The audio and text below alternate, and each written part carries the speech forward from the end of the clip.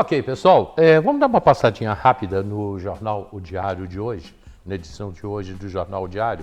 Eu tenho mais assuntos para vocês aqui, mas o meu principal tema de hoje é essa história desse prédio que a prefeitura comprou. Jornal O Diário de hoje, eleição da OAB, Teresópolis escolhe nova diretoria. É hoje, tá? São 3 candidatos. Sítio Assunção completando 95 anos. CREAS Teresópolis realiza uma diversidade de atendimentos, matéria que você acabou de ver. Imóvel que a prefeitura comprou e está à venda em leilão é do Bradesco. A prefeitura comprou um imóvel, esse imóvel está à venda e pertence ao Bradesco. Já já nós vamos falar sobre esse assunto. Ali o Jackson Vasconcelos, o pai do Ricardo. A gente já está falando sobre esse assunto que eu falei aí do prédio, né? E agora, eleição da OAB, a página ali da OAB, falando sobre a eleição, os nossos debatedores de final de semana, pode virar a página. O prédio que a prefeitura comprou, é aqui bem pertinho da gente, ali do outro lado, né, na Rua da Aviação Teresópolis. Ainda uma outra página, a matéria do Vanderlei Pérez. Imóvel comprado pela prefeitura vai a leilão. Isso vai dar uma confusão, gente. Isso vai dar uma confusão. A prefeitura comprou e pagou o imóvel que pertence ao Bradesco e vai a leilão. Sítio Assunção, 95 anos de história e espiritualidade em Teresópolis. Ok? Alerta urgente, Dia Internacional para a Eliminação da Violência contra as Mulheres. Atenção, hein? No programa de amanhã, a doutora Renata vai estar aqui, doutora Renata Carneiro, ela vai estar aqui com a gente falando sobre violência contra as mulheres e a Sala Lilás, lá na delegacia. A matéria do CREAS, que você acabou de ver, pode virar a página. Rota Serra Verde ganha reforço na sinalização. Matéria do nosso Marcelo Medeiros. Estudantes apresentam projeto sobre agricultura em Legal isso aí. SESI e Unifesp promove ações de conscientização sobre saúde bucal. A página da Igreja Católica, né, falando sobre os eventos. Detran Rio abre inscrições para curso de condução de veículos de emergência. Ok? Parlamento Juvenil tem início segunda-feira, dia 25. Escola conclui projeto sobre percussão. A página do Luiz Costa e os classificados do Jornal O Diário, os mais completos da região serrana. Gente, o que é? Na realidade, isso não é uma coisa comum que a gente fala aí no nosso dia a dia, no cotidiano, né? Não é uma coisa comum. Por exemplo, esse final de semana eu tive muito com o Rafael, meu sobrinho, e ele está lá na Fiocruz. Eu falo sempre dele aqui, né? Pelas experiências, ele é cientista da Fiocruz. Então não é um assunto em que a gente conversa normalmente sobre o trabalho dele, que é vacinas, estudo de vacinas, leptospirose. Não é uma coisa que se fala no cotidiano, no dia a dia. E filosofia também não. Mas o que é filosofia? Em Teresópolis existe uma escola que trabalha com filosofia ou que dá aula de filosofia. O Pedro vai contar isso pra gente agora. É um assunto interessante, gostei do papo, vai ser bom um papo. Fala, Pedro, bom dia. Tudo bem, Hélio? Bom dia para você, bom dia a todo mundo que está nos assistindo. É engraçado você dizer isso. Se a gente remonta ao tempo e vai lá para milenar na Grécia Antiga... Sim, você vai achar os grandes filósofos. Você vai achar os grandes filósofos e a filosofia era parte do cotidiano. Porque etimologicamente, o que é filosofia? Filosofia, filo, ama, sofos, sabedoria. Amo a sabedoria. Amo algo que eu não tenho, né? Nós não somos sábios, nós estamos aí buscando reconhecer os nossos problemas cotidianos, lidar com as nossas emoções, lidar com o nosso entorno, lidar com o nosso vizinho que, né, acorda e faz barulho antes do horário, ou que faz a obra e faz aquela furadeira no sábado de manhã, né? Os problemas de convivência. Tudo isso a filosofia pode explicar como essa busca pela sabedoria. Pois é, mas naquela época, voltando aí a alguns séculos, naquela época eles buscavam a sabedoria porque eles não tinham celular, não tinham televisão, não tinham jornal, não tinha rádio, enfim, não tinha tecnologia. Então, eles eram talvez muito mais pensadores do que nós. Porque eles tinham que pensar, se eu estiver errado, você me corrija. Eles tinham que pensar a vida. E hoje a gente já não faz mais isso. É uma Mudou forma... para pior ou para melhor? É uma forma da gente ver, mas é interessante porque todas as culturas, do Egito a Roma, passando pelo Renascimento, a gente vem nas culturas mesoamericanas, todas elas falam do ser humano lidando com o tempo, do ser humano lidando com as coisas externas e seus estímulos. Há um filósofo estoico romano chamado Sêneca, que ele fala sobre a brevidade da vida. E ele vai dizer assim: puxa, precisamos aprender a lidar melhor com o nosso tempo. Você imagina, Roma Antiga... Pensar isso. Então, eu imagino que seja algo muito necessário para o ser humano em qualquer tempo.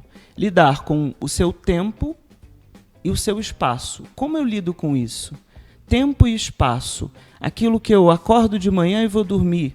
O que eu faço nesse ínterim, né? Já parou para pensar quando a gente acorda? Puxa... O que eu vou fazer hoje do meu dia? Eu posso dizer, olhar minha agenda, então hoje eu vou sair para apresentar o programa, hoje eu vou fazer minhas compras, eu vou fazer muitas coisas. Mas e o Pedro e o Hélio que estão gerindo a sua própria vida? O que ele quer fazer e quer terminar o dia dizendo, puxa, hoje eu geri meu tempo e usei toda essa energia de vida, esse tempo e esse espaço, em direção a algo que eu quero, uma ideia, um ideal, um princípio, um sentido, um critério. Então, voltando à tua primeira pergunta, o que é filosofia? Eu responderia que é um... Peraí, o que é filosofia? Mas para eu chegar nesse ponto que você falou aí, eu tenho que pensar muito. Eu acho isso. Eu vou ter que pensar muito para poder chegar numa evolução dessa. E chegar no final do dia, bom, o que eu fiz durante o meu dia? O que eu fiz foi bom? Serviu para quê? Seria isso? Sim, é avaliar o dia, nos colocar numa outra posição para além de só fazer as coisas. Por que eu estou fazendo? Né?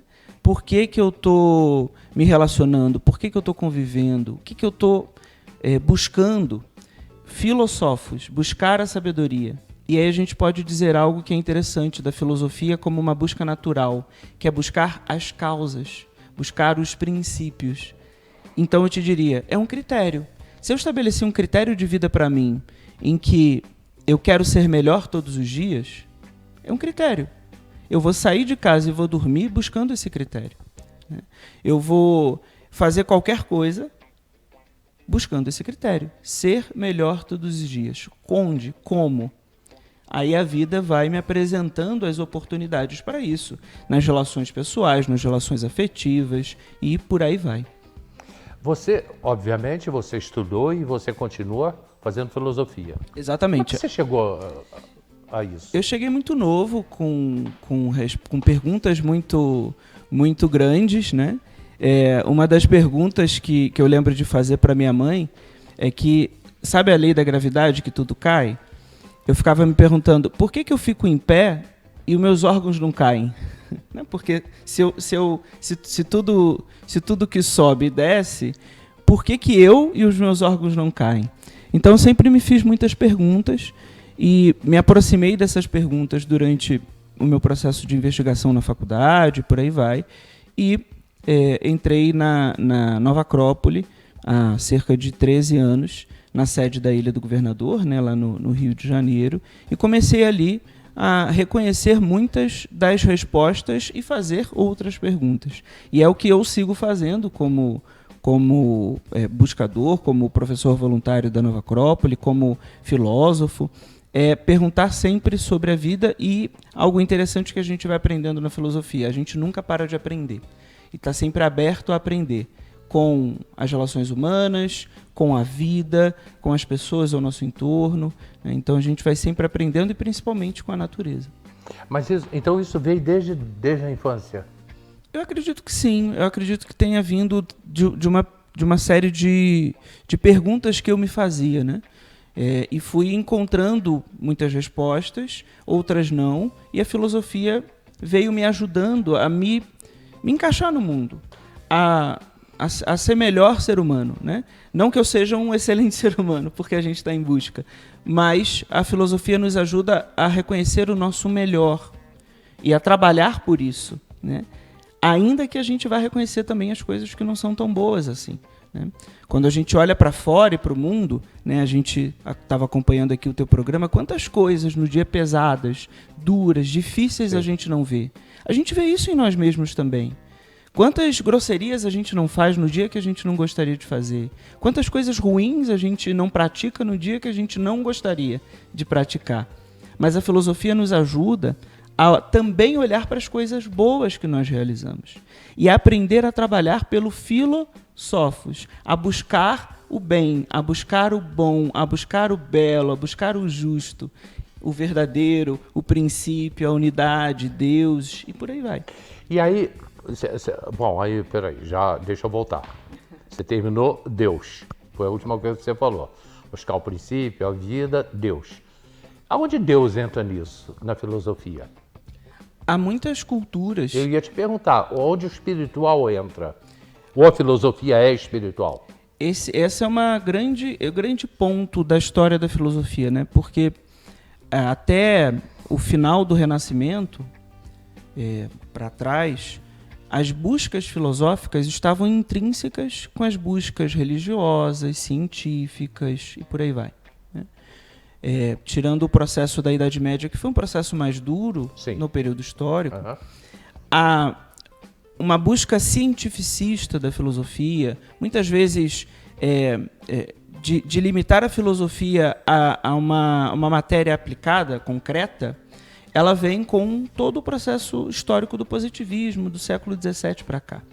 Então, a filosofia fala do transcendente, até uma linha dentro da filosofia, que é a metafísica, né? Ou seja, estudar aquilo que está para além do físico, aquilo que está no transcendente, no espiritual, como você falava. Quando a gente volta, por exemplo, para culturas como o Egito, a linha religiosa, né, a religião egípcia, por exemplo, ela está fundada em processos filosóficos muito antigos. Assim como na Grécia também, que é o mais comum, a gente associa a filosofia à Grécia, né? Sim. Até pelo nascimento da palavra com Pitágoras. Filosofia, o termo nasce... Ela nasce na Grécia, a filosofia? O termo nasce, mas a gente considera que a filosofia ela é intrínseca ao ser humano. Que a gente não sabe nada antes da Grécia.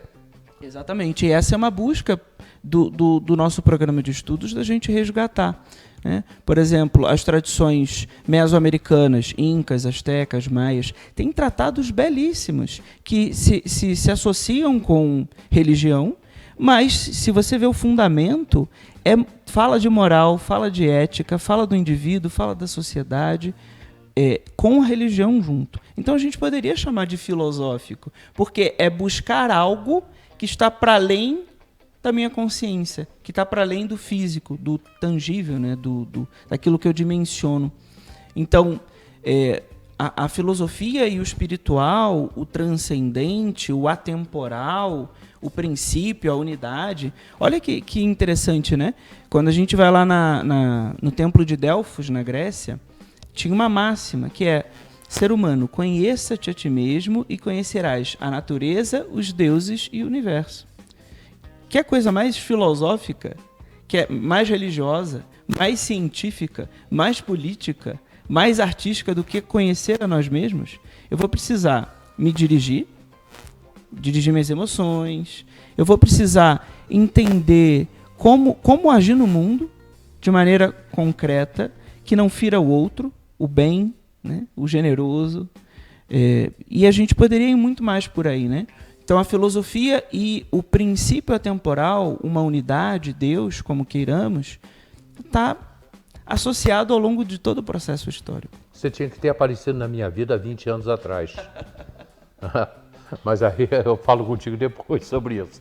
Agora, você falou sobre os incas, os astecas, aquele povo que viveu ali onde hoje é do México para cá, né? Eles eram grandes pensadores e estudiosos, tanto que naquela época eles construíram uma civilização para aquela época ultramoderna, né? É extremamente complexa. E ninguém faz isso sem pensar. Não, extremamente complexa a vida cultural das sociedades mesoamericanas, tanto inca como astecas como maias, né? A gente vê reflexos disso nas construções e nas ruínas das pirâmides, principalmente México e região do Peru, né? Que são dois pontos que isso está mais conservado. Mas são culturas extremamente complexas na sua estruturação ética, ou seja, na sua forma de vida, nos seus códigos morais, ou seja, justamente nesse ponto de reflexão sobre a vida e sobre a natureza, e uma religião extremamente voltada para o aspecto natural. Então, o sol não era só o sol, era uma divindade para aquela cultura. Certo, né? Era um princípio. E olha que interessante, não é para nós um princípio? Até do ponto de vista científico. Se não tem sol, não tem vida no nosso sistema. Então, aquela cultura soube traduzir toda a parte física também com a metafísica e associar Eles não sabiam sobre a história de um Deus, e muito menos Jesus Cristo e toda aquela história bíblica, eles não sabiam nada disso, mas eles amavam o sol ao ponto de considerar uma divindade. Exatamente. Tinham o sol como um princípio. O sol, a lua e as estrelas, enfim. Os elementos da natureza. Os elementos da natureza. Isso. É como se eu precisasse encaixar esses elementos numa ação concreta, né? Para fazer uma relação. O símbolo, e aí a filosofia também anda lado a lado com um símbolo, ela também nos ajuda o símbolo nos ajuda a reconhecer algo que é transcendente, metafísico, no aqui e no agora, né? Então, há muitos símbolos que a gente pode reconhecer de todas as religiões e de todas as culturas. E a ironia disso é que eles foram dizimados em nome de Deus, né? Exatamente. Quer dizer, em nome de Deus, entre aspas, em nome do ouro, né? Em nome do poder de dominar, né? Exatamente. Quando eles foram dizimados, essas culturas, pelos espanhóis principalmente, né? Eles foram dizimados em nome de Deus. Mas o que eles queriam realmente era o poder do ouro, que eles tinham muito dinheiro, né? Dinheiro não, ouro, né? Ouro, prata, enfim. Sim. E sobre essa questão do símbolo, né? Até o nome Acrópole, Acrópole é a Acrópole grega, que para os gregos era cidade alta, né? Acro, alto, polis, cidade. Então, Acrópole era uma cidade alta que permitia que toda a Atenas pudesse ser vista. Então, o nome da nossa instituição, Nova Acrópole, é justamente que a gente possa, do ponto de vista do indivíduo, aprender a nos olhar desde um ponto mais alto, que é o que eu falava, esse observador silencioso no dia que vai registrando as coisas que eu quero realizar no dia, para além dos fatos, né? Assimilando a vida. Do ponto de vista coletivo, ou seja, atuar no mundo. E aí eu falava sobre a questão do voluntariado, o voluntariado como uma expressão de ação no mundo. Então, Nova Acrópole é encontrar o nosso melhor todos os dias, o nosso mais alto todos os dias, aquilo que a gente consiga ver mais amplo todos os dias. Agora, Pedro, nesse mundo que a gente está vivendo hoje, eu estou voltando mais ou menos no início do papo, nesse mundo que a gente está vivendo hoje, é muito difícil, não é?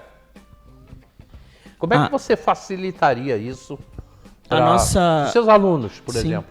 A nossa segunda diretora, a professora Délia Steinberg, que é uma filósofa, poetisa, ela tem uma frase que eu gosto muito, que é: o difícil é o que a gente não conhece e o fácil é o que a gente já conheceu. Então eu diria que...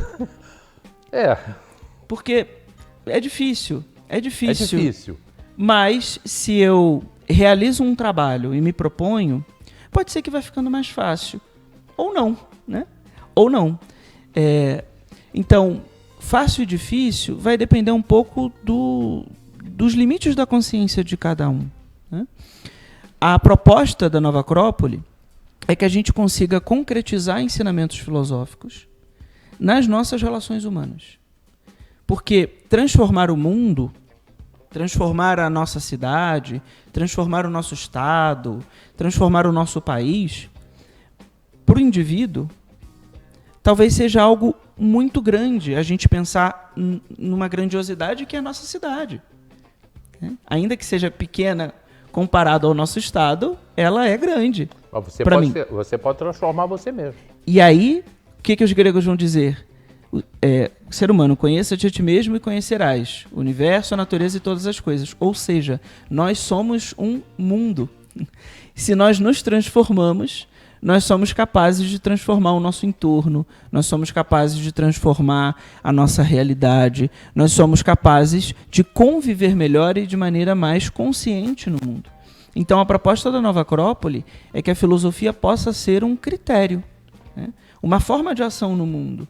O ser filósofo não é só estudar filosofia, é atuar como filósofo no mundo, né?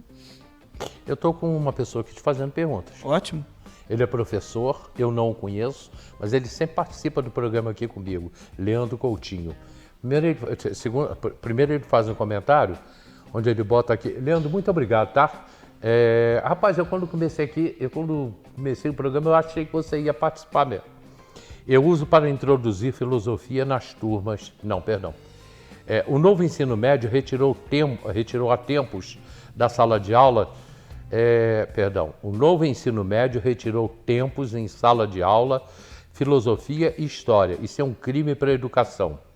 Eu uso para introduzir filosofia nas turmas o livro Filosofia para Ocupados, de Leslie Lafayette. Funciona muito bem. E aí ele comenta o que ele gostaria de saber de você. Gostaria de saber do Pedro o que ele acha do quarteto Clóvis de Barros, Karnal, Pondé e Cortella, que praticamente monopolizam a vulgarização da filosofia nos meios midiáticos do Brasil. Sobre a atuação dos filósofos no mundo, né? A filosofia ela vai tendo muitas formas de atuação, né? Muitas possibilidades de você abordar a filosofia. Eu acrescentaria nesse grupo a professora Lucilena Galvão, que é a professora da Nova Acrópole, que também participa atua, né, nas redes sociais, atua com cursos aí, mundo afora. E interessante a gente falar sobre esses vários tipos, porque todos eles vão dando oportunidade para que nós possamos gerar o nosso próprio critério. E aí, ao Leandro, né, eu responderia, olha, todos eles estão falando de filosofia, mas é preciso que a gente entenda que cada um vai falar do seu ponto de vista. E como nós podemos, como ouvintes, como pessoas que estão aí tentando se entender no mundo, como nós podemos escolher esses critérios para nós? O que eles estão falando faz sentido para a nossa realidade, na nossa investigação? Então, esse é um pouco do que a gente propõe no curso, que a filosofia ela saia do campo do intelectual e eu vou compreender. Para eu compreender é como se eu tivesse que assimilar, né? Assimilar esse ensinamento. E para assimilar eu preciso praticar. Então a gente vai falar, por exemplo, o curso começa com uma obra da tradição indiana, que é uma obra chamada Bhagavad Gita. E essa obra fala sobre o ser humano lidando com as suas próprias questões numa guerra, como a própria guerra interior, quando a gente se depara com um momento difícil de escolha. Puxa, eu tenho que fazer uma escolha, aquela escolha de vida, né? É uma guerra interna. As minhas emoções vão para um lado, os meus pensamentos vão para o outro, os meus instintos vão para o outro. Então, eu preciso compreender por que dessa escolha, eu preciso compreender por que dessa ação. O professor também está dizendo que ele acompanha a professora nas redes sociais. Está aqui botando o Leandro Coutinho, botando aqui. Agradecer aí o Leandro pela pergunta. Então, só complementando, Hélio, a filosofia, então, pode nos ajudar a compreender melhor o mundo, né? Tá, eu vou voltar para a Nova Acrópole, mas antes eu quero te perguntar, agora é uma curiosidade minha. O que se sabe antes da Grécia? A gente tem tido muitos achados arqueológicos, a arqueologia tem nos ajudado bastante. Temos tratados, por exemplo, do Egito, né? Que talvez seja a civilização mais complexa antes. Qual? Do Egito Antigo, né? A gente tem tratados como o Bardo Todol, que fala sobre a fundamentação dessa religião egípcia, mas principalmente em relação ao Egito, a gente tem tido uma aventura na arqueologia em desvendar um pouco mais dessas culturas, né? Principalmente do movimento do Egito, que é milenar. A gente sabe do Egito Ptolomaico, que é 1000 anos antes da Grécia para a Grécia, né? Agora, antes tem sido realmente um processo de desvelar. A gente não tem uma concretude, né, de elementos históricos desse tempo para trás, a não ser as pirâmides e os templos, que muitos deles estão de pé lá no Egito, né? Você deve estar descobrindo coisas fantásticas, né? Você é jovem. Quantos anos você tem? Eu tenho 31. Você é jovem, deve estar descobrindo coisas fantásticas desse passado, né? É incrível estudar com esse olhar de entender o movimento humano naquele momento, né? Puxa, é incrível o Egito, é incrível as sociedades mesoamericanas, incas, astecas, maias, os gregos antigos, Roma, o Renascimento, a própria Idade Média, né? Os filósofos do século XVII para cá, toda essa investigação, se nós colocamos desde o ponto de vista o ser humano que está ali, quem escreveu? Quem era aquela pessoa? Qual era a causa? Por que ele tinha essa pergunta? Muitas vezes a gente não vai ter essa resposta. Mas só de ir em direção, né, a essa pergunta, ao investigar, a gente se coloca num outro ponto, que eu não vou me apaixonar por né? Eu não vou, puxa, isso aqui é incrível, é melhor do que os outros. Não, eu vou tentar entender o que está por trás. E aí a gente pode falar de um conceito filosófico muito importante, que é o conceito do ecletismo. Ou seja, eu vou buscar o que é essência em todas as coisas. O que é essência? O que é causa aqui? Eu vou buscar. Para além das formas. Porque as formas vão nos separar. As essências podem se juntar, se unir. Que é inclusive o tema da nossa Semana da Filosofia, né? Estamos em novembro comemorando essa Semana da Filosofia, do Dia Mundial da Filosofia, que é a unidade para além das diferenças. E com isso você descobre uma maneira com mais sensibilidade de você viver e conviver com os irmãos. Com né? todo mundo que está ao entorno, né? E aí quando dizemos... É isso, Hélio. Quando dizemos todo mundo, é todo mundo mesmo, porque a gente está convivendo entre nós, seres humanos, a gente está convivendo com os animais, a gente está convivendo com os vegetais, a gente está convivendo com os minerais. Olha quanta convivência a gente não tem oportunidade de realizar, né? Então, sim, um olhar eclético, ele nos ajuda a reconhecer a vida de uma maneira mais ampla. Ele está comentando aqui, tem uma opção de gente comentando, né? Eu tenho que ficar pincelando ali. Tem uma disciplina chamada Teoria do Conhecimento, que aborda esse assunto na academia, foi o que ele botou aqui. Legal. Epopeia de Gilgamesh. É uma epopeia suméria que fala muito parecido com epopeias como Teseu e o Minotauro na Grécia, que é mais conhecido. Suméria que você falou são dos sumérios? Dos sumérios. Pois é que esses povos, todos esses povos, né, eles desapareceram da história, né, mas deixaram legado. Deixaram legados, principalmente do ponto de vista material, né, na arqueologia. As suas divindades, os seus mitos. Então, na Suméria, a gente está falando de uma grande cultura que depois se reverbera na Babilônia. A Babilônia é famosa, né? Mas o mito de Gilgamesh, ele vai falar sobre essa trajetória do ser humano em lidar com a sua contraparte, a sua parte não tão bonita assim, a sua parte feia, que é o Enkidu, né? E o Enkidu precisa ser superado, assim como na Grécia a gente fala de Teseu e o Minotauro. O Minotauro é essa parte que não é luminosa em nós, né? Que é desafiadora, que vai precisar de trabalho para a gente poder direcionar, mas é uma força gigantesca. Ô Pedro, eu não posso continuar falando com você hoje, porque senão não termino o programa. Eu queria te chamar para voltar aqui outro dia, a partir do ano que vem. Nós já estamos no final do ano. Inclusive, vou buscar uma pessoa para estar junto, para a gente fazer aqui um bate-papo maior sobre esse assunto, que eu gostei muito. Perfeito. Só para a gente fechar rapidinho, Dia 30 agora... Não, eu vou te perguntar. Tá ótimo, beleza.